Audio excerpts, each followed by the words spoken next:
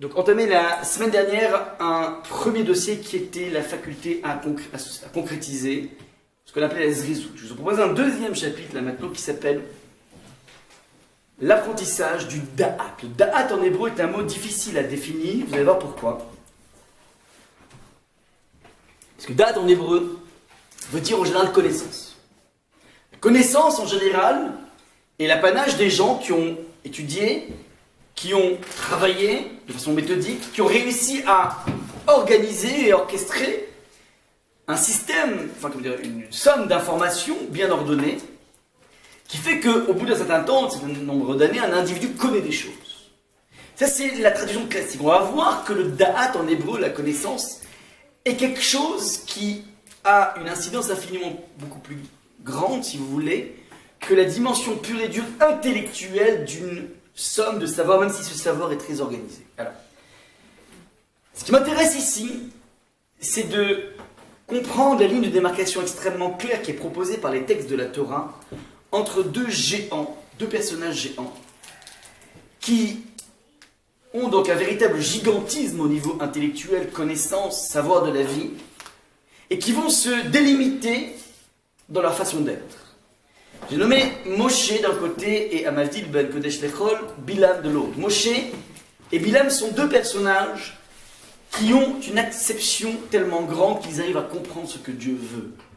Ils arrivent à comprendre les desseins de Dieu. On dit que Bilam était Yodéadat Elion. Il savait exactement à quel moment Hachem était énervé, Hachem n'était pas énervé. Il avait une connaissance assez intime de tout le monde spirituel. Pourtant, les deux partent du même point, du même niveau, si vous voulez, la même statut au niveau spirituel, a priori. Et l'un va déboucher comme étant l'homme par excellence, Moshe Rabbeinu, l'homme qui a les traits de caractère les plus raffinés, l'individu le plus compatissant, l'individu le plus grand, grand pas au niveau connaissance, mais grand au niveau de sa faculté de souffrir vis-à-vis de l'autre. Et de l'autre, on a Bilam, qui est un individu qui va devenir une véritable crapule, mais à partir du même degré de connaissance. La question est la suivante: comment dans la vie, et c'est une question qu'on doit se poser en permanence, comment se fait-il que dans la vie, il puisse y avoir une telle dichotomie entre un raffinement intellectuel d'un individu et son comportement qui ne laisse entrevoir absolument aucune marque de tout ce raffinement, de toute cette, ce monde de connaissances? Comment se fait-il qu'il n'y a pas un pont évident entre la construction intellectuelle et la construction de la personne? Ça, c'est le but de notre,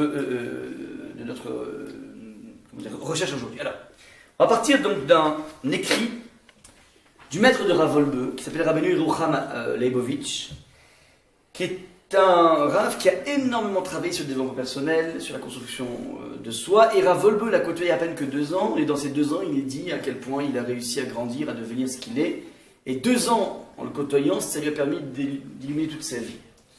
Alors, on va partir donc de ce qu'a écrit dans un carnet secret de Rabbeinu Yerucham Leibovitch, donc ses carnets personnels. Et le constat donc, de Rabbeinu Yerucham va nous permettre de pouvoir mettre en place une véritable analyse et une méthodologie par rapport aux problèmes qu'il soulève. Donc je lis, c'est une traduction de l'hébreu. Le Rav dit la chose suivante: je me suis posé et je me suis rendu compte que je ne m'appartiens pas. Je n'arrive pas à m'appartenir. Et que je suis littéralement étranger à moi-même. Cette étrangeté provient indéniablement de ma structure charnelle, dont l'origine et le déploiement règnent littéralement en moi. Donc il y a, apparemment il stigmatise ici, il pointe du doigt la structure de la matière, le monde passionnel, le monde pulsionnel. Et il dit que ce monde pulsionnel, comment dire, c'est lui, c'est l'origine, et qui va aussi être le déploiement de tout ce qui règne en lui.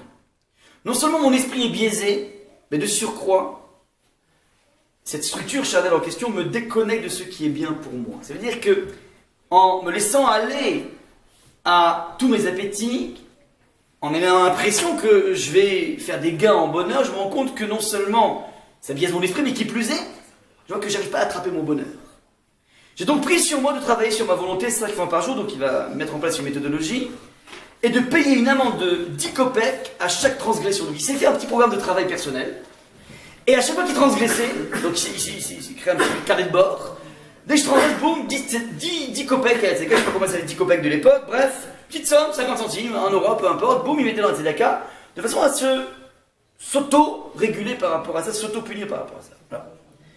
Ce qui m'intéresse dans tout ce qu'il a dit ici, dans cet examen personnel, ce qui m'intéresse, c'est qu'il a parlé de deux choses. On a tous une structure, on abrite tous en nous deux choses opposées. D'un côté, le monde de la Neshama, c'est-à-dire le monde spirituel, l'âme qui est en nous, et de l'autre, la structure charnelle. Et les deux sont emboîtés l'un dans l'autre, et les deux tirent à U et à Dia, chacun dans sa direction. L'âme se nourrit évidemment, a priori, que d'élévation spirituelle, et le corps, lui, monde charnel, se nourrit que de plaisir instantané, de plaisir immédiat. Et ça, c'est une structure auquel on ne peut pas échapper. Hachem nous a créé comme ça, il est intéressé à créer cette tension à l'intérieur de nous. Maintenant, ce qu'il m'intéresse ici, c'est que cette structure charnelle en question a un déploiement. Alors, le déploiement de la structure charnelle, c'est que, puisque j'ai cette pesanteur à l'intérieur de moi, par définition, je vais sécréter des envies, des volontés, et je vais essayer de réaliser mes volontés. Un exemple, vous avez quelqu'un qui vous a fait une crasse, il est naturel dans la vie d'avoir envie de se venger. Hachem vous a créé comme ça. Sauf que la Torah t'interdit de le faire, mais en tout cas, c'est un réflexe naturel de se dire, waouh, j'ai été, comment dire, la personne m'a fait un sale coup, je vais pas laisser les choses comme ça, je vais essayer d'utiliser tous les moyens pour au moins avoir ma vengeance. Et si je n'utilise pas tous les moyens, si d'un coup, imaginons que je suis suffisamment élevé pour éviter d'avoir une recherche de vengeance, et si un jour d'un coup se présente à moi une occasion de lui rendre l'ascenseur, alors c'est Matok Midvash, c'est plus doux que le miel. De se dire, waouh, je vais pouvoir lui mettre plein dans les dents, c'est génial. Alors, ça c'est ce qu'on appelle la volonté, ça veut dire, j'ai une structure, comment dire, charnelle, qui va engendrer chez moi des actions, qui va créer une volonté, cette volonté va engendrer des actions. Ça c'est ce qu'on appelle le déploiement. Maintenant, lorsque le Rav parle de l'origine, c'est-à-dire, ma volonté, j'ai une pulsion qui se traduit en volonté, qui se traduit en acte négatif, on va dire, répréhensible. Mais maintenant, cette structure passionnelle, c'est quoi la source de ça? D'où ça vient ça? Quelle est l'origine même de ce qui m'attire à, comment dire, engager quelque chose qui va plus me perdre que me construire? D'où ça vient ça? Alors, comment dire, le Rav nous enseigne les choses suivantes, et c'est assez incroyable, que dans le lieu même de notre intériorité, de siège même de nos volontés, existe et coexiste à l'intérieur de toute notre recherche d'authenticité, coexiste en même temps une force à l'intérieur de nous, à l'intérieur de notre volonté, qui sécrète quelque chose de profondément négatif. C'est-à-dire on abrite à l'intérieur de nous, c'est pas ce qu'on appelle une schizophrénie, mais on a quelque chose à l'intérieur de nous qui est un véritable moteur de destruction, et j'insiste bien sur le fait que ce n'est pas un moteur externe, mais un moteur intérieur. On peut dans la vie être tout simplement influencé par un endroit. Ouais, tu te retrouves dans un endroit dans lequel tout le monde fait des bêtises, tout le monde dit bêtises, tu seras petit à petit enclin à faire un peu comme tout le monde. Ça c'est ce qu'on appelle l'influence extérieure.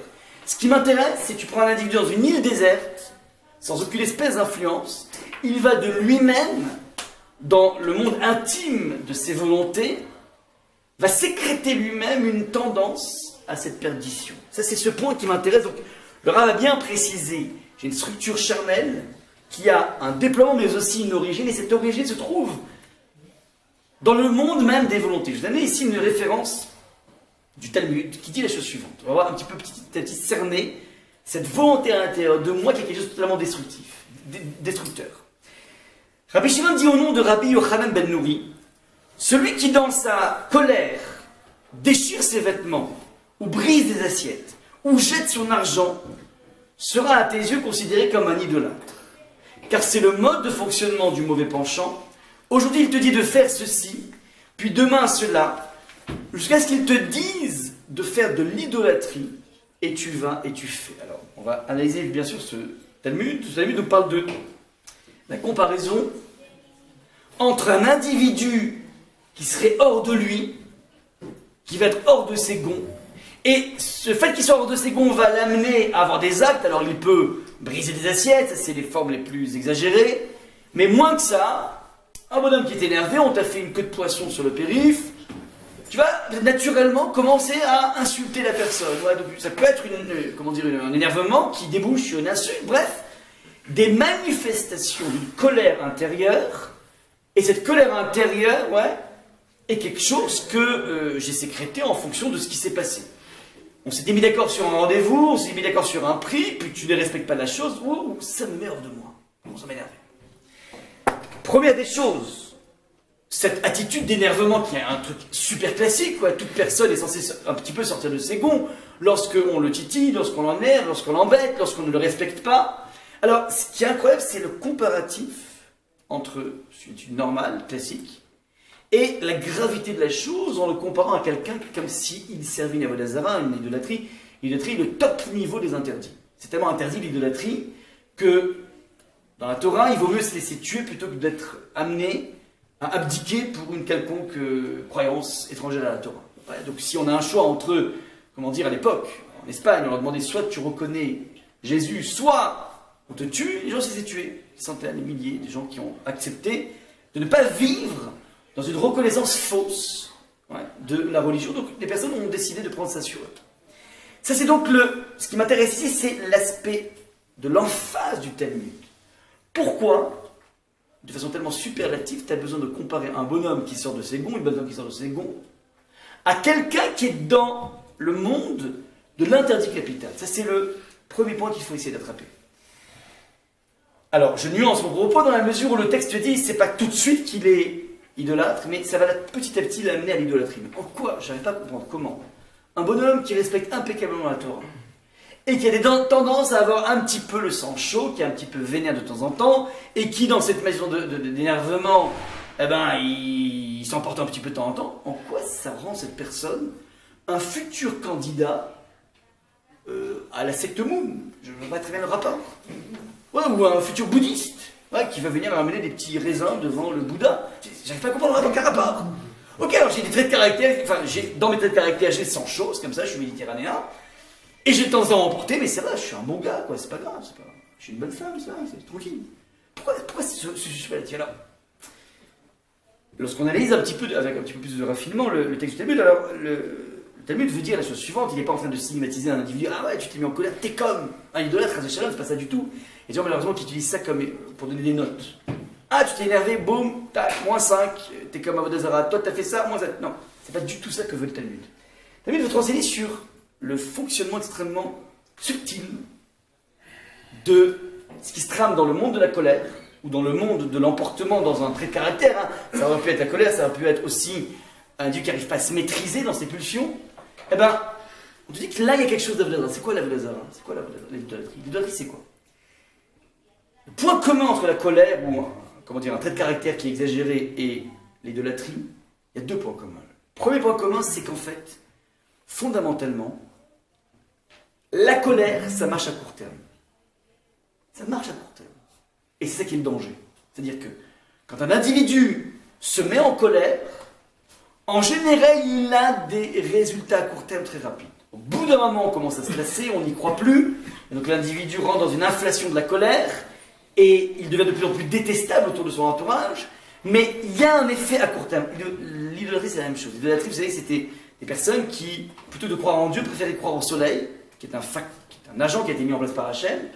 Et c'était plus pratique parce que finalement, quand tu sacrifies ton fils au soleil, ou à telle déesse, ou à tel dieu, eh ben, tu avais la pluie qui tombait tout de suite. C'est-à-dire que c'est un système qui est presque mécanique, c'est le fonctionnement. Premier point commun, c'est l'immédiateté. Deuxième point commun, et c'est plus subtil ici, lorsqu'un individu se met en colère, de façon générale, il est l'otage du scénario qu'il avait lui-même construit. Je m'explique. J'attends un individu à une heure précise.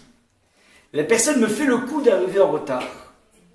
Et comme c'est quelque chose qui m'énerve énormément, le manque de ponctualité, je suis déjà, avant même que la personne arrive en retard, en train d'envisager l'engueulade ou la réaction que j'aurai par rapport au retard. Je suis en train de me construire un scénario qui s'appelle moi, dans une demi-heure, c'est-à-dire en dépassant le butoir, l'heure butoir, je suis en train d'envisager ça, et je me vois déjà en train de vociférer, en train de, comment dire, ou de marquer le coup, ou vociférer ou ignorer, peu importe, on n'est pas obligé d'être dans l'expression, on peut être dans l'impression, mais marquer le coup de façon très forte, et je me vois déjà comme une sorte de scénario, et donc qui fait que lorsque la personne arrive, et n'a pas respecté ma volonté parce que, une palette possible de raisons, ça peut être parce que, il y a eu vraiment un cas de force majeure, ça peut être parce qu'il a mal entendu l'heure, quiproquo, ça peut être parce que, au début il a accepté, mais il n'osait pas dire qu'il ne pouvait pas s'y tenir, mais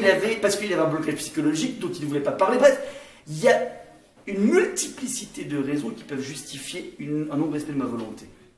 Se figer dans un scénario que je me construis moi-même, c'est pas personne qui m'a susurré ce scénario.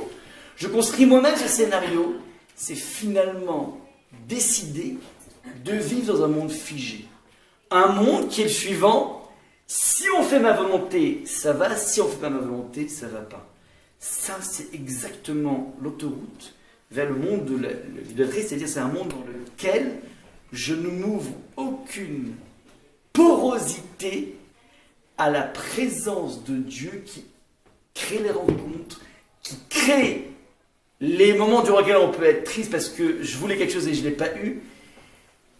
Akadosh Baruch Hu met en place dans le monde ce qu'on appelle une ashgacha pratique, c'est-à-dire une surveillance personnelle, et qui fait que même si quelqu'un t'a posé un lapin, t'as loupé un rendez-vous, n'a pas fait ta volonté, c'est vrai que c'est pas sympa de sa part, mais ça c'est quelque chose qui est prévu par Hachem et c'est à toi à réagir, et ne pas réagir dans une sortie de toi-même, mais au contraire, de se dire il y a quelque chose, il y a un message que Hachem est en train de m'envoyer ici. Cette non-faculté de s'ouvrir à l'univers des possibles, c'est finalement une attitude qui te renferme dans des schémas totalement pré-écrits, préconçus, et qui te laisse absolument, encore une fois, une quelconque porosité dans ta relation avec Hachem, dans ce qu'on appelle la spontanéité de la vie. Ça, c'est le mécanisme de ce qu'on appelle la colère. Maintenant, ce qui est incroyable, c'est que dans cet emportement de la colère, ou bien des appétits, ou bien de n'importe quel type de dérive, dans lequel un individu sort de ses gonds, ce qui est tout à fait intéressant, c'est que j'ai été le seul à créer ce scénario. J'ai été le seul à bâtir un scénario qui s'appelle « Si il ou elle me fait ça, je ne sais pas ce que je vais lui faire ». Personne ne m'a enseigné là-dessus. Ça veut dire, j'abrite à l'intérieur de moi un univers de volonté, d'image, projection d'image, qui est totalement à ma défaveur, puisque finalement ça va faire que je sorte de ma résistance, et bien ça c'est quelque chose qui est à l'intérieur de moi. Ce que je veux dire par là, c'est que c'est pas le monde c'est pas l'influence extérieure qui a créé ça chez moi.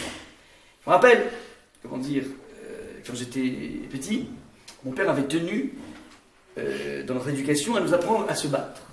Tout se fait dans la famille du karaté, de façon à être capable de pouvoir gérer une situation dans laquelle quelqu'un va te dire sale juif. Quelqu'un va essayer de faire du mal. Il faut savoir se battre, un juif doit savoir se battre. Bref, donc j'ai fait beaucoup de karaté. Je me rappelle que j'étais tétanisé par tous les scénarios que je me créais. J'allais à l'école, laïque, et j'avais des personnes qui étaient pas très spécialement philosémites, et je me créais déjà le scénario, mais s'il me dit ça, qu'est-ce que je fais? Et je voyais toute une sorte de kung-fu, là, qui est en train de se mettre en place, mais qui me tétanisait dans la mesure où c'est bloquant de dire, tu es sans arrêt en train de vivre dans un monde totalement de fantasmes. Voilà. Tu sais pas s'il va te dire ça, même s'il te dit, peut-être que ça vaut pas le coup d'aller rentrer dedans. Imagine, il te sort une lame ou je sais pas. C'est-à-dire, il y a des millions de possibilités qui fait que, et qui pesaient tous ces scénarios en question, sont celles que j'ai créés moi-même. Donc c'est une sorte d'absence de maturité par rapport à la vie, de vivre dans un monde totalement de fantasmes, et qui vient tout simplement créer une opacité par rapport à ma quotidienneté. Donc, on a réussi ici à cerner à l'intérieur de nous-mêmes quelque chose qui est étranger à nous-mêmes. Alors si c'est comme ça, si dans le monde de mes volontés, de mes réflexions intimes, j'abrite quelque chose de profondément étranger et qui a tendance à m'amener à une perdition beaucoup plus qu'à une construction, alors la question est la suivante. Où se situe, enfin qui suis-je quoi, en deux mots, qui suis-je? Quel est mon véritable moi? Si finalement, comme dit le Rav, J'abrite à l'intérieur même de moi, pas de façon extérieure, mais de façon intérieure, quelque chose qui est totalement étranger, une sorte de bombe à retardement qui est en train d'exploser. Alors, où se situe la pureté de mon âme? Où se situe mon monde authentique qui n'a pas été souillé par cette volonté que j'intègre à l'intérieur de moi? Alors, le point suivant, j'ai mis ici un verset dans le grand 1 petit c, parce que tout le monde connaît. Le texte dit, pour illustrer à quel point on a cette étrangeté à l'intérieur de nous, le texte dit la chose suivante. Vayalachem les tzitzit, on a une mitzvah de mettre des tzitzit, uritem oto usrartem, tu verras ces tzitzit, usrartem et kol mitzvot Hashem, et ça te rappellera toutes les mitzvot d'Hashem. Alors je répète, le tzitzit que les hommes portent, pas les femmes, on expliquera pourquoi, est une sorte de pense-bête de toutes les mitzvot. C'est pas simplement une sorte d'effet de mode, là, façon indienne. C'est une façon de dire, waouh, j'ai des tzitzit, et chacun des nœuds, il y a une sorte de compte au niveau des nœuds. Bref, on arrive à un compte qui s'appelle 613, qui fait que boum, je me rappelle de Dieu. Et pourquoi j'ai besoin de me rappeler de Dieu, un pense-bête? Parce que chez l'homme, c'est pas naturel. Chez la femme, c'est naturel, donc elle n'a pas besoin de tzitzit. Elle est en collection directe. Elle n'a pas besoin de pense-bête. Mais nous, on a besoin d'un pense-bête. Et le texte dit, quel est l'intérêt de ce pense-bête? Pas simplement te rappeler qu'il y a une heure de Shabbat, que tu dois mettre tes finis, que tu dois des nérodes, que tu dois manger caché. Non, non, c'est beaucoup plus subtil que ça. Tu ne te laisseras pas conduire, égarer, par ton cœur et par tes yeux. Ton cœur et tes yeux, donc ton propre cœur, pas la personne qui a envie de t'inciter. Pas une chava qui va essayer d'inciter Adam. Non, non, à l'intérieur de toi-même, à l'intérieur de ton cœur, il y a des forces étrangères qui vont te conduire à aller tout simplement à Sheratem, Zonim Rahem, qui vont t'entraîner à une infidélité par rapport à Hachem, par rapport à ta vie, par rapport à ta conscience. Mais ça, c'est quelque chose qui t'abrite de façon extrêmement intime à l'intérieur de toi. D'ailleurs, petite parenthèse, les commentateurs font la remarque suivante. On te dit, voilà, ne te laisse pas égarer par ton cœur et par tes yeux. Mais de façon générale, les gens pensent comme ça que j'ai vu quelque chose qui m'incite à faire une bêtise. Et donc, du coup, ça me donne envie de faire une bêtise. C'est qu'on pense dans la vie que lorsque tu es confronté à une image qui est attirante, dans quelque chose de mal, alors ça conduit chez toi une sorte de réflexion qui va t'amener petit à petit à vouloir le mal. Là, on pense que le fonctionnement comme ça, c'est que je suis soumis à quelque chose que je vois, et une fois que j'ai vu ça, d'un coup, je pense ça me donne des idées, et je commence un petit peu à naviguer dans ma tête, et donc je commence à mettre en branle tout le monde émotionnel pour accéder à ça. Mais le texte est à l'envers, je ne sais pas si vous remarquez. Mais attention, ne te laisse pas égarer dans ton monde émotionnel et dans ton monde visuel. De là, la Gemara va dire un truc complètement incroyable. C'est que toi, tu crois que ce que tu as vu, ça a imprimé chez toi une volonté, et donc une émotion. Mais en fait, c'est pas comme ça. Tu as une recherche au niveau émotionnel qui va dicter ton regard. Je donne un exemple, donc je répète. Tu as vu une image qui t'attire parce que tu avais envie de te faire attirer dans ce domaine. Et donc, ton cerveau a lui-même, sélectionné les images qui répondaient à ton envie à l'intérieur de toi, une envie de dérive. Et donc, tu vas trouver dans l'univers qui est en face de toi, l'univers objectif qui est en face de toi, ce qui t'intéresse pour aller fauter. Vous comprenez le fonctionnement à l'envers? Je me rappelle, j'avais été particulièrement marqué, il y a une vingtaine d'années. J'avais raccompagné dans les rues du Marais, un jour de Shabbat, le gendre de Rav Shach, qui s'appelle Rav Bergman.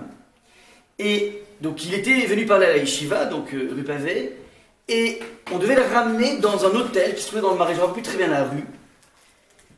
Donc moi je l'ai ramené, j'étais parti d'une équipe de 2-3 personnes qui l'a ramené, parce qu'il fallait ramener le Rav. Et bon, donc il était là en train de parler de Divrei Torah en permanence, il était lumineux, il avait comme ça une heba, comme on dit en yiddish, comme ça il était. Puis donc on arrive dans la ruelle de l'hôtel, et j'ai été estomaqué. Il y avait dans la ruelle, je sais pas, une dizaine de travestis. Je n'avais jamais vu en live. Ouais, on en voit des fois comme ça dans les films, je sais rien. Ouais, mais là, j'en ai vu en vrai. Oh, j'étais estomaqué. Il y a une violence qui se dégage de ces hommes qui sont déguisés de façon extrêmement forte, extrêmement avec un trait très soutenu en femme.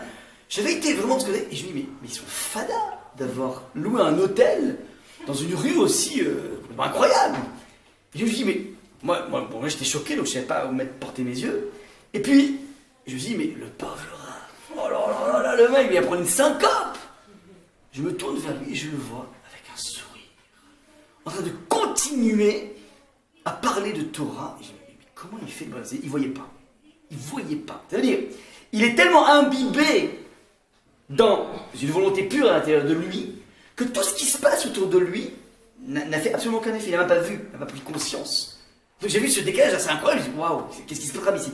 Mais c'est la même chose, ça veut dire, tu ne vois que ce que tu as envie de voir. Ça, c'est un principe très très fort qui est marqué ici. Ne te laisse pas emporter par ton cœur et par tes yeux, parce que ça se loge. Donc encore une fois, on voit ici, dans ce verset, un doigt pointé non pas sur le monde de l'influence extérieure, mais ce qui se trame à l'intérieur de toi. Où se trouve donc, si c'est comme ça, mon véritable jeu? Où se trouve mon identité? Il y a identité d'un individu si finalement je vois que je suis colonisé par toute cette étrangeté à l'intérieur de moi. L'émergence de mon identité va venir à partir du moment où je vais utiliser toutes mes capacités cognitives, mes capacités intellectuelles, mon raffinement ou pas mon raffinement, peu importe, tout mon savoir. Et ce savoir va me permettre de créer un lien direct avec mon comportement. Ça veut dire, dans mon comportement sera directement lié à mon niveau de connaissance et ma recherche intellectuelle. Ce point de jonction entre le monde intellectuel et la connaissance intime de mon fonctionnement, c'est ça ce qu'on appelle le da'at. Le da'at n'est pas une connaissance, mais c'est une connaissance de soi. Ça, c'est le point essentiel qu'on essaie d'attraper maintenant. C'est un point extrêmement complexe. Parce que, premièrement, le monde des plaisirs est un monde qui n'est que très difficilement soumis à mon monde intellectuel. C'est-à-dire que j'ai tous des tendances, tous des pulsions qui ne sont pas naturellement dominées par mon monde intellectuel, primo. Secondo, plus que ça. De façon générale, le monde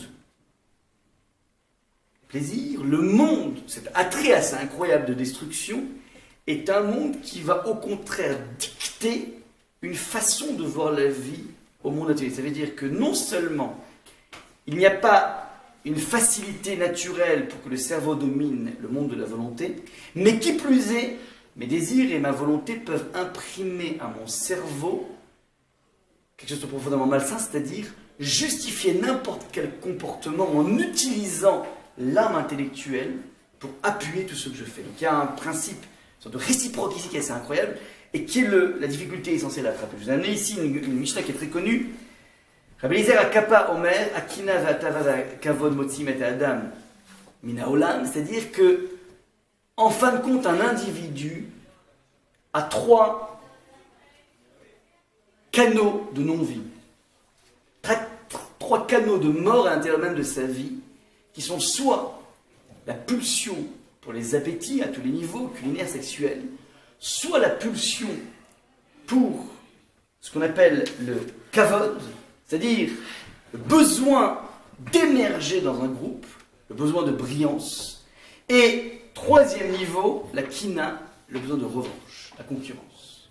Ce sont 3 domaines, 3 directions de destruction chez un individu qui font que l'individu va vivre dans une vie de fantasme total, une vie déconnectée avec lui-même, et toutes ces pulsions en question, donc on a nommé les appétits charnels, on a nommé la volonté de surnager quitte à écraser l'autre, et la volonté de revanche, la concurrence, l'esprit compétitif, lorsqu'il est utilisé mal, hein, je ne suis pas en train de mettre, comment dire, de ne pas d'être contre l'esprit winner, mais lorsque cet esprit winner se heurte à la volonté de l'autre, alors je suis prêt à écraser l'autre. Ces 3 directions en question sont des choses qui viennent faire sortir un individu du goût de sa propre vie. Ça, c'est ce que je dis. Et ce qui est intéressant, c'est que lorsqu'un individu est attrapé par un désir au niveau charnel, ou bien un désir au niveau de kavod, au niveau d'honneur, ou bien un désir au niveau de sa vengeance, il va inventer les théories les plus saugrenues au niveau intellectuel pour justifier son comportement. Ça veut dire, on voit que fondamentalement le comportemental prend de façon naturelle, générale, totalement le dessus sur ce qui s'appelle le monde du droit, le monde d'une recherche de vérité, le monde de l'authenticité. D'où la difficulté du travail à mettre en place. Alors, je vous propose, dans un premier temps, de travailler dans deux directions en fonction des conseils de Rabbeinu Yerucham. Le premier conseil, donc, il te dit à Volbe, tu prends 3 domaines dans la journée, par jour, 3 domaines par jour, dans lesquels tu as une volonté naturelle qui s'exprime. Un appétit dans un domaine, une volonté de vengeance, de rétention d'informations, un lachonara qui va épater la galerie, donc dire quelque chose de pas sympa sur quelqu'un, mais qui fait que tout le monde va s'éclater de rire. Et c'est génial parce que je gagne à la fois en éclatant de rire, je gagne en même temps en cavote, parce que bon, c'est sympa, il est sympa, lui, il se moque de tout, mais c'est sympa, quoi, il anime, ouais. Donc, on a tous des domaines qu'on se tolère, attends, on se les tolère. Je décide d'aller 3 fois par jour dans 3 domaines différents, dans un même domaine, peu importe, à rebours de ma volonté. Je fais un tout petit acte, pas quelque chose de colossal, hein, je suis pas en train de dire maintenant, on rentre en religion, on abandonne tout, non, pas du tout. Je sais que j'ai tendance, par exemple, à être plutôt ricanant et à casser un peu les gens en public, ça fait classe. Je décide cette fois-ci de casser un peu moins, ou bien de casser 1 sur 2. Si je suis un casseur professionnel, je décide, voilà, cette fois-ci, ça. Voilà, j'ai l'habitude de divulguer des informations pas très sympathiques sur le dos de telle personne. Bah, j'ai l'habitude d'en donner un pourcentage, j'en mets 50% dorénavant. Ça, c'est le premier conseil qui est donné, et ce cite de façon 3 fois par jour. Ouais, 3 occasions de lorsque j'ai une volonté qui s'exprime et que cette volonté, je sais qu'elle détruit quelque chose, soit mon voisin, soit moi-même, ça revient au même, en fait, que je détruis le voisin, je me détruis moi-même. Je décide à 3 reprises, par jour et de façon pendant plusieurs semaines, pendant plusieurs mois, dire à Volbe, pour essayer d'aller à rebours. Ça, c'est la première étape. Il y a même une idée assez incroyable, à Volbe, d'un grand maître du Moyen-Âge qui disait que lorsqu'un individu prend sur lui de jeûner, vous savez que des fois on peut faire des jeûnes qu'on décide. Alors, il y en a pas mal dans le calendrier, mais il y a des gens qui veulent, des fois, pour, je sais pas moi, pour se rapprocher de Dieu ou j'en sais rien, font des jeûnes. Forcément, il y a des gens qui jeûnent tous les lundis, tous les jeudis. Ouais, toutes les parachutes, ils prennent sur eux de faire un jeûne. Imagine qu'un bonhomme n'arrive pas à tenir ce jeûne, il est obligé de casser. Alors, quand tu t'es engagé à faire un jeûne, tu ne le fais pas, il faut rembourser. Alors, les gens qui donnent la tzedaka, par exemple, le Ravad donne un conseil assez incroyable qui est le suivant. Il y a quelque chose qui va rembourser largement un jeûne entier. C'est si pendant une journée, tu décides systématiquement à chacun de tes repas de ne pas finir ton assiette. Je répète, de ne pas finir ton assiette. Dit que la douleur, lorsque tu es dans un phénomène d'entraînement, je ne parle pas d'un repas qui n'est pas bon, hein. Évidemment, non, c'est trop facile ça. Non, je dis qu'un repas qui est succulent, on n'est pas mort de faim, on a faim, et on aime bien manger, un facteur entraînant comme ça, et ben, boum, je décide de laisser de côté par volonté. Et je ne me laisse pas piéger par un argument intellectuel magnifique, même religieux.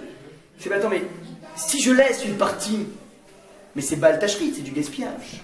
Et la Torah interdit le gaspillage. Donc, vous voyez tout de suite comment on arrive rapidement dans la vie à se donner des raisons même religieuses, torahiques, pour aller donner libre cours à toutes nos envies.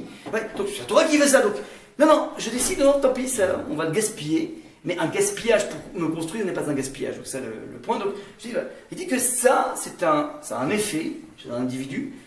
C'est beaucoup plus dur que faire un jeûne entier. Ouais, c'est dynamique. Donc, je donne plusieurs pistes comme ça. Ravolo te dit, voilà, je décide 3 par jour. Si par exemple, j'ai une tendance assez addicte à perdre énormément de temps sur Facebook, alors je vais décider maintenant de limiter à 5 minutes. Et je fais ça de façon, comment dire, régulière. Petit à petit, cet acte va avoir un effet assez incroyable sur l'individu dans sa capacité, premièrement, à aller à rebours de sa volonté. Ça, c'est le premier acte. Deuxième acte. Alors, je me demande, ok, on connaît tous les techniques de construction par petits pas. Un individu qui a envie de faire, par exemple, de la musculation, eh ben, il va aller dans une salle de gym, il va de façon régulière faire des exercices, et puis bon, ça paiera tôt ou tard. Ce qui m'intéresse ici, c'est dans quelle mesure, par le biais de ces petits actes qui vont à rebours de ma volonté, tu peux me faire ces petits actes de... Alors, dans quelle mesure j'ai une chance petit à petit de pouvoir pénétrer ma structure profonde et petit à petit mettre en place un système dans lequel mon cerveau va dominer toute le monde de ma volonté. Est-ce qu'on est clair par rapport à la question qui est posée? Je vous répète. On a d'abord une phase d'expérimentation, travailler de façon régulière par rapport à sa volonté dans de tout petits actes. Ce que je veux savoir maintenant, c'est comment ça va fonctionner dans les couches intimes de ma personnalité. Alors, le amène ici une citation assez incroyable qui dit que toute expérience thoraïque, je vous amène ici l'encadrer dans le grand 2, le Chovot dit la chose suivante: le but de la Torah est de faire régner le cerveau sur tous les désirs pour les dominer. Je répète. Quelle que soit l'expérience thoraïque, spirituelle qu'un individu a dans sa vie, que ce soit faire une prière, que ce soit faire une mitzvah, allumer des bougies, mettre des téphilines, que ce soit se connecter avec l'étude de la Torah, toute l'entreprise thoraïque juive a pour une seule but, c'est être capable de créer des individus qui arrivent à dominer le monde de la volonté. Quand je dis dominer, ça ne veut pas dire qu'on vit une vie sans plaisir. C'est qu'on a une faculté de pouvoir se maîtriser. Cette automaîtrise, c'est le but de toute la Torah. La question est la suivante: comment ça fonctionne? Alors, le Rabbi explique les choses suivantes. Tout le monde connaît en physique le concept du champ magnétique. C'est quoi un champ magnétique? C'est comme des aimants. Parce que vous les mettez l'un à côté de l'autre, soit ils sont positifs, donc ils vont se répulser, soit ils vont s'attirer. Il y a une sorte de force qui est dégagée par l'aimant, qui fait que ça crée une tension ou bien une attraction. C'est le principe du champ magnétique.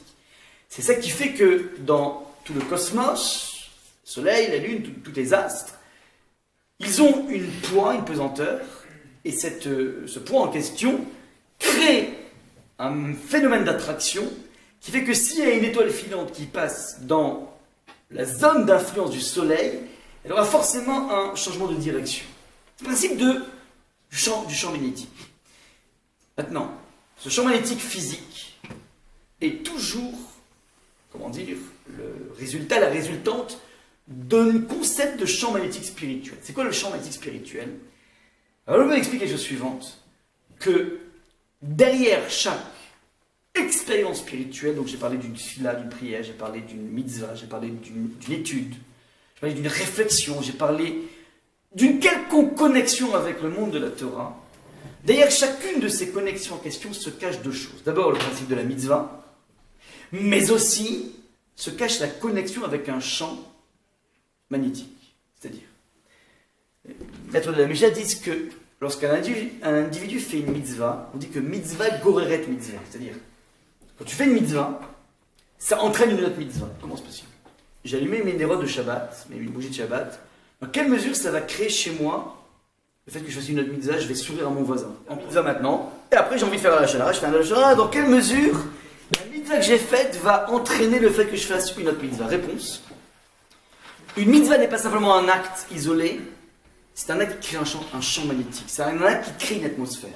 Lorsque j'ai mis en branle chez moi une connexion avec le monde spirituel, je suis tout simplement en train de créer un champ magnétique. Ce champ magnétique va m'amener à avoir envie de faire une nouvelle mitzvah. Vice versa, quand je fais une avéra, quand je chute, eh ben, la chute entraîne toujours une chute. Pourquoi? Parce que la chute, il n'y a pas simplement l'interdit de ce que j'ai fait, mais il y a aussi le fait que ça crée une sorte d'emballement, une sorte d'attrait des choses pas bien à faire, et donc qui fait qu'une avéra va entraîner une nouvelle avéra. Ça, c'est un principe assez essentiel à comprendre dans le mécanisme de notre connexion avec le monde spirituel. À partir de là, lorsque je décide d'aller à rebours de ma volonté 3 fois par jour, tout comme on en a parlé, c'est pas simplement que je fais une sorte de stage, de discipline, et je vais travailler, c'est bien, c'est important de travailler dans la discipline. Ce qui est intéressant, c'est la chose suivante. Quand à 3 reprises par jour, j'ai décidé, voilà, j'ai un stock de la shonara classique à dire, j'en fais un petit peu moins. J'ai une vengeance à mettre en place, je ne la mets pas en place. J'ai, comme on dit, une tendance à ne pas respecter certaines choses, je décide d'être un petit peu plus comme il faut par rapport à ça. Quand je mets ça en place, j'agis sur 2 points. Premièrement, j'ai fait quelque chose de bien, ou j'ai évité de faire quelque chose de mal, mais secondo, j'ai réussi un petit peu à m'affranchir de l'attraction du champ magnétique de la Avera, de la faute qui m'attire. Je vous donne un exemple. Et bien qu'un bonhomme aime beaucoup le chocolat. Ça arrive. Ce qui est intéressant, c'est que dans le monde de tous les plaisirs, on se figure toujours beaucoup plus de plaisir que ce que l'on reçoit effectivement. C'est-à-dire, on escompte. Imaginons qu'un bonhomme, une bonne femme soit mise à faire un régime, puis d'un coup, boum, arrive le moment où on craque. Non, on craque sur une bouchée de chocolat ou sur je ne sais pas quoi. Et ce qui est intéressant, c'est qu'au moment où la personne se met à craquer, il a l'impression qu'il va décrocher le paradis en craquant sur son objet de convoitise. Et ceci dans tous les domaines de convoitise. C'est-à-dire qu'on projette sur la nourriture entre guillemets interdite, c'est pas qu'elle n'est pas cachère, c'est parce qu'en fonction de mon régime, j'aurais pas dû la prendre. Mais on projette un plaisir tellement colossal, je dis bien tellement colossal, que lorsqu'on craque pour de bon, donc on est juste avant de craquer.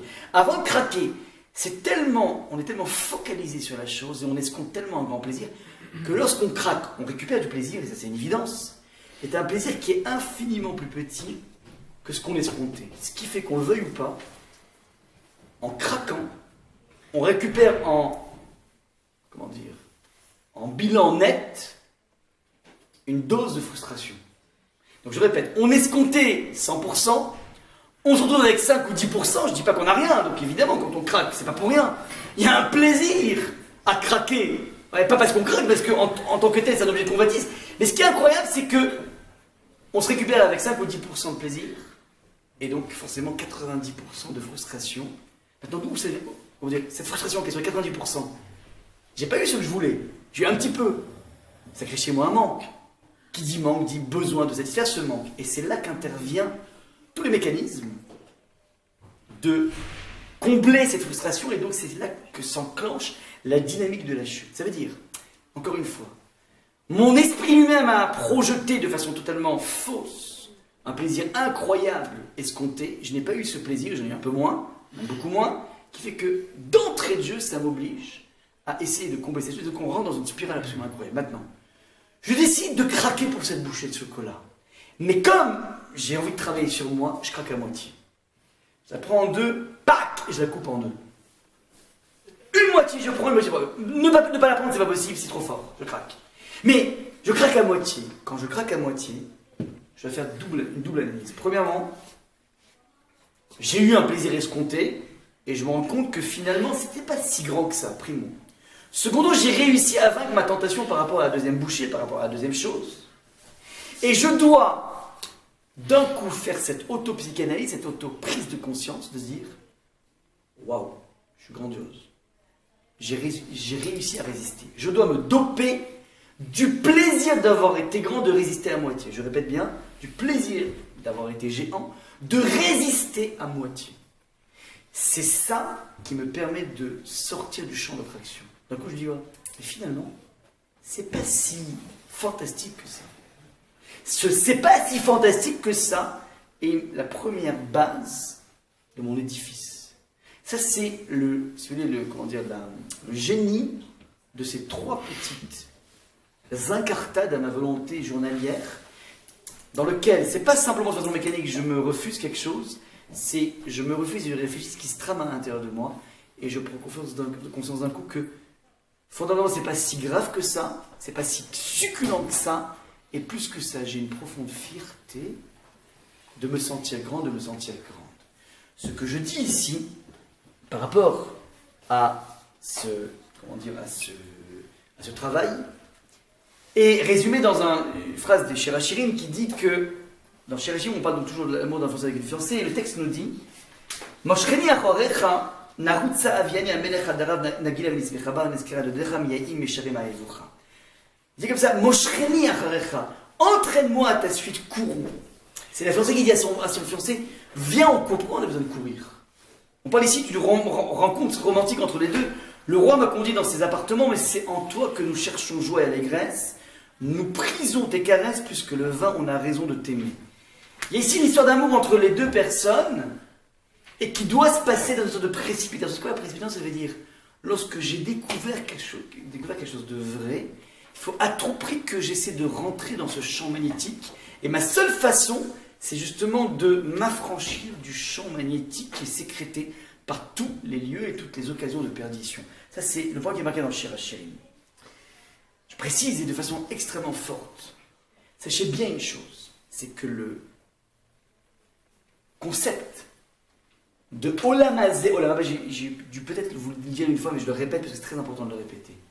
Lorsqu'on parle de Olam Hazeh, de ce monde-ci et du monde futur, très souvent les gens se méprennent en disant, voilà, dans la vie tu fais ton choix.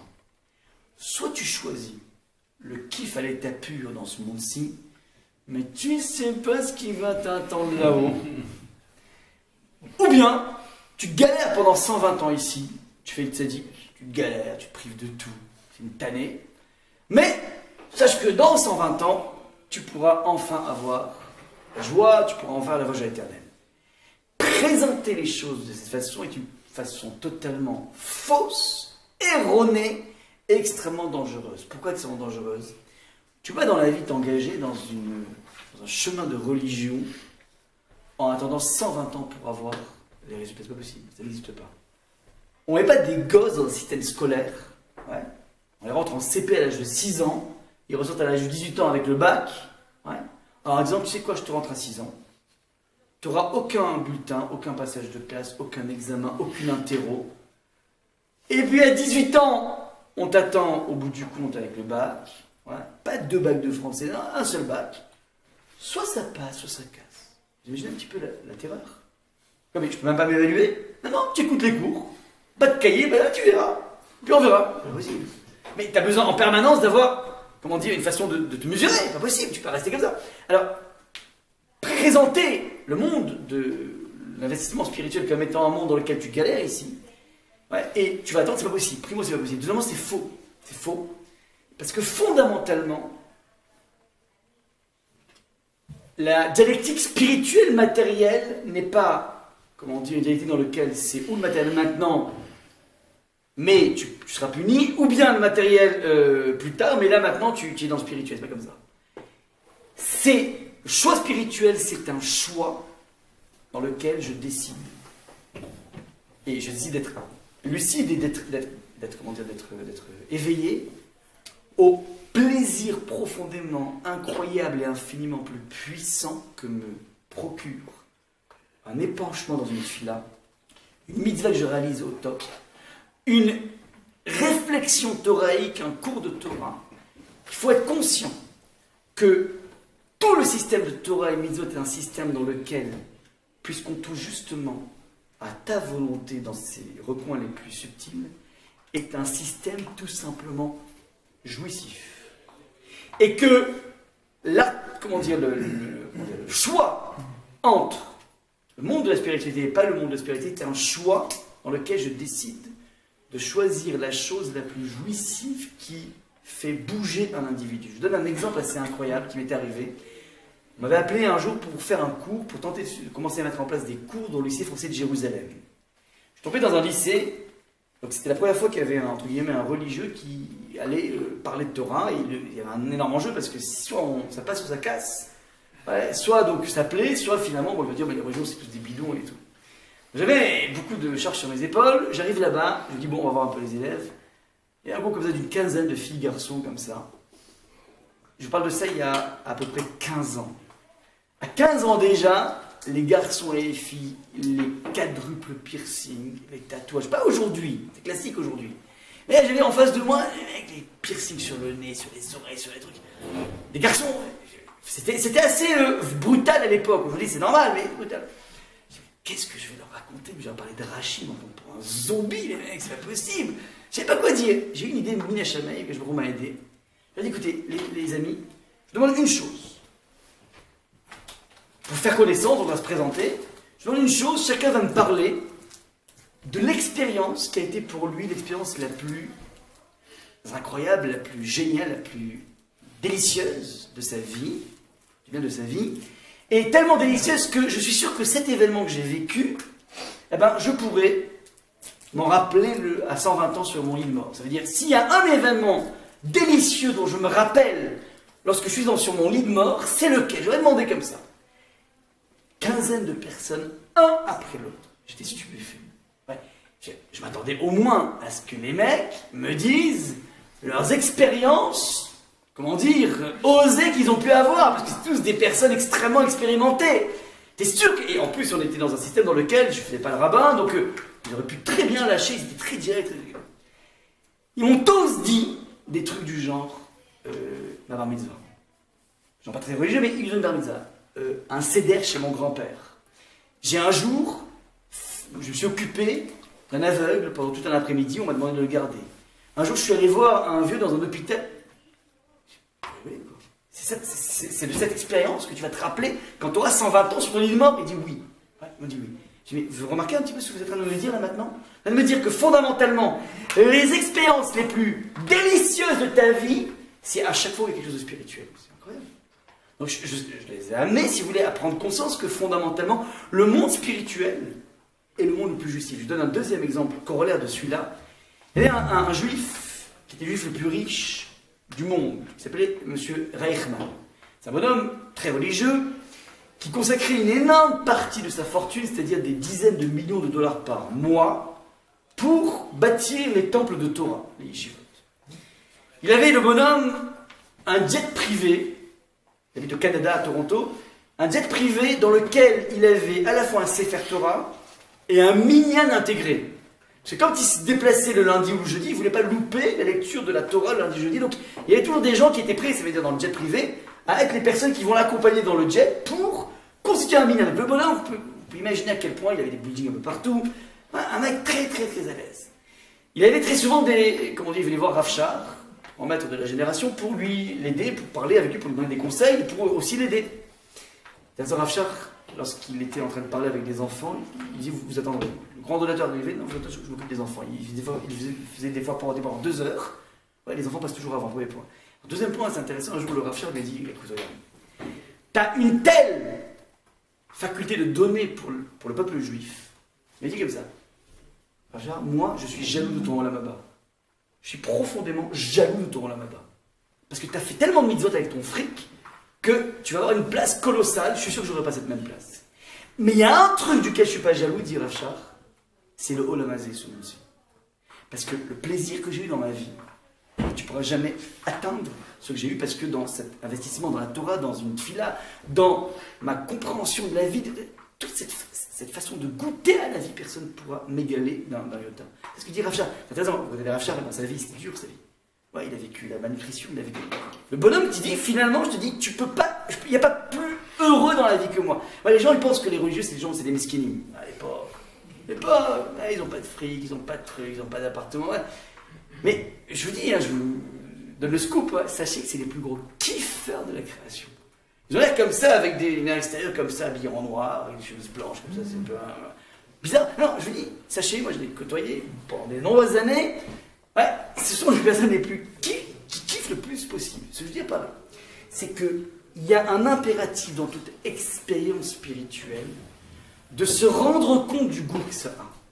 Du goût que ça a. Ouais. J'ai toujours dans mes shiurim, vous sortez d'un shiur, vous avez un devoir de sortir le nez en l'air. Je veux dire, mais je suis fier.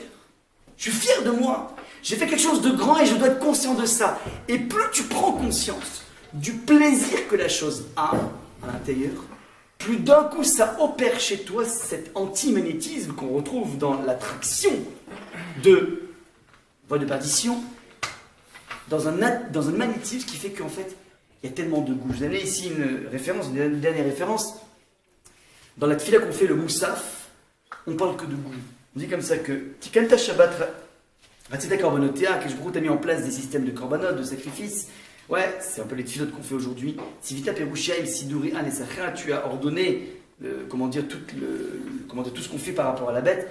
Mais Anegea Leolam Kavodim Chalou. Mais Anegea, les gens qui ont un délice, l'expérience spirituelle, les Olam Kavodim Chalou, ce sont des personnes qui seront toujours qui pourront toujours, être des personnes nobles. Ils vont hériter la noblesse. To'a Me'ach Chaim Zachou, une personne qui a vraiment goûté à l'expérience spirituelle, il a goûté à la vie. Il y a donc, si vous voulez, dans la façon de dompter sa volonté, une urgence de prendre conscience que la contre-volonté que je mets en place est quelque chose de profondément goûteux et n'est pas du tout dans le mode de la frustration, dans le mode de, comment dire, la ceinture de ce qu'on appelle le silice, et ainsi de suite. C'est absolument pas de ça qu'on est en train de parler. On est en train de parler de cette faculté de prendre conscience qu'il y a quelque chose de profondément délicieux dans cette expérience. Certains rétorquent des fois, mais attention, j'ai mis en place cet engagement dans la Torah, cet engagement dans la spiritualité, c'est vrai que ça a du goût au début, mais j'ai peur d'un effet boomerang. J'ai peur en ayant mis de côté toutes ces pratiques anciennes que j'avais, que tôt ou tard, un petit peu comme dans les régimes, ouais, on essaye un petit moment. Arrêtez de me regarder comme ça, je vous en supplie, c'est pas sympa, non. On essaye un petit moment, ouais, j'ai fait 15 jours de Watch Watchers, et puis après je me suis arrêté, et puis qu'est-ce qu'on fait? Après on s'éclate d'autant plus. On a été sérieux un petit peu, et puis après on se venge de tous ces côtés sérieux qu'on a eus, et puis après on décide de s'éclater de façon totale, et donc on gagne infiniment plus que tout ce qu'on a perdu. Il n'y a pas aussi au niveau spirituel un effet boomerang, il y a un bonhomme qui a avancé dans la spiritualité, et puis d'un coup il prend conscience qu'il y a certains goûts qu'il a plu, puis il décide comme ça de revenir. Alors je vous donne une Gemara qui est assez osée, mais c'est une Gemara, je suis obligé de vous la dire, enfin j'ose vous la dire si vous voulez, c'est un truc assez incroyable. Toujours dans la même prise de conscience de lorsque tu escomptes un plaisir ultime, lorsque tu prends conscience de la véritable plaisir que tu as eu, il y a un tel décalage que fondamentalement, c'est une expérience frustrante. Suivre ses désirs à tout va, c'est quelque chose de profondément frustrant qui fait qu'en fait, un individu en devient malade par rapport à ça. Alors, la Gemara dit un truc incroyable en 2 mots. Désolé du côté osé de la Gemara. Amar Rabbi Yochanan, Ever Katanye Shule Adam, un homme a un petit membre, c'est ce qu'on appelle l'organe génital. Marivo savait un masbio raev. Lorsque la femme, alors il est rassasié, et lorsqu'il le rassasie, il est affamé. C'est une Gemara absolument incroyable. C'est un résumé de tout ce que j'ai pu vous dire là maintenant sur notre relation au plaisir qui est absolument incroyable. Plus tu rentres dans la dynamique, plus tu es assoiffé. Plus quand on décide de mettre un frein, pas un frein total, mais un frein qui s'appelle la faculté de se mesurer, d'être mesuré, plus tu récupères une harmonie, un équilibre psychique absolument incroyable. Dernier point, une fois qu'on a pris conscience par ce travail par rapport à la volonté, où se situe mon plaisir, où se situe mon véritable moi, qui n'est pas, si vous voulez, cette occupation de la résultante de mes pulsions qui vont imprimer ma volonté, mais je décide de trouver ma véritable volonté. Alors je donne ici un verset de Michelet qui dit la chose suivante que tout le monde connaît ce verset, il dit comme ça: Rabot machashavot be'levi shvatzat Hashem itakum. Nombreuses sont les conceptions, les pensées dans le cœur de l'homme, mais c'est finalement le dessein de l'Éternel qui l'emporte. Je répète, tu peux avoir des tonnes de pensées, des tonnes de dessins, des tonnes de projets, mais tu verras que finalement c'est le projet d'Hachem qui va l'emporter. Alors, lorsqu'on lit ce verset, tu dis mais c'est une lapalissade incroyable. Le verset est en train de me dire en 2 mots que t'as beau avoir plein de projets, finalement c'est la volonté de Dieu qui aura le dernier mot. Mais ça c'est une évidence. Et après ça s'appelait Shlomo pour avancer un tel argument. C'est évident que dans la vie, t'as beau essayer de faire l'histoire, mais finalement l'histoire se fera que tu le veuilles ou enfin. Le dessin d'Akadosh Baruch Hu, c'est lui qui prendra toujours le dessus. Tu ne pouvais jamais faire de bras de fer avec lui. Il gagnera toujours le bras de fer. Donc c'est évident, pas besoin de le dire. C'est une palissade. Alors, Rav me dit c'est beaucoup plus subtil que ce qui est marqué ici. Tu as plein de pensées à l'intérieur de ton cœur, plein de pistes de volonté. Sache une chose, parmi toutes tes pensées, il y en a une qui est exactement la volonté divine. C'est pas à l'extérieur de toi, c'est à l'intérieur de toi. Tu abrites dans ce monde tellement riche de pensées, ton monde intérieur, tu abrites une idée, une pensée, un projet qui est exactement ce que Hachem te dirait si tu allais lui poser la question. Ou bien ce que Moshe Rabbeinu te répondrait à ta question. Mais qu'est-ce que tu dois faire dans la vie?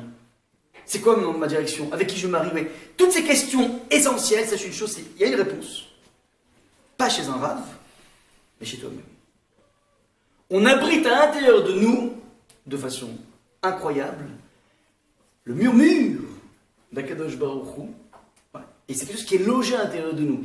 Et tu dis, donc le Rav Wolbe, une technique à mettre en place aussi de façon régulière, apprendre à réfléchir par soi-même.